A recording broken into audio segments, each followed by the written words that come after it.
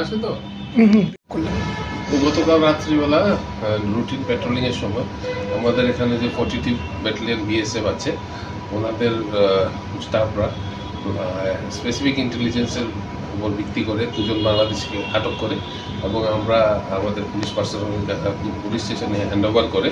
তাদের নাম হচ্ছে জাহাঙ্গীর মিয়া, ওর বাড়ি হচ্ছে সুলতানপুর ব্রাহ্মণবাড়িয়া বাংলাদেশ। আরেকজনের নাম হচ্ছে শ্রী হৃদয় সরকার, ওর বাড়ি নাসিরনগর ব্রাহ্মণবাড়িয়া বাংলাদেশ। তাদেরকে আমরা যৌথ ভাবে ইন্টারোগেশন করে বিএসএফ এবং পুলিশ আজকে তাদেরকে আমরা আদালতে প্রডিউস করছি পুলিশ রিমান্ডের জন্য। তাদের সঙ্গে আর অন্য কোনো বাংলাদেশি আছে কিনা এখানে ইন্ডিয়াতে ইলিগেলি এন্ট্রি করেছে তা আমরা বের করে দেখব। কোথা থেকে আটক করা হয় তাদের?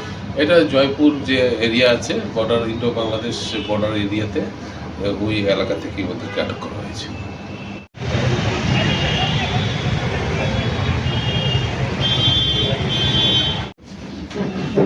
আরো কিছু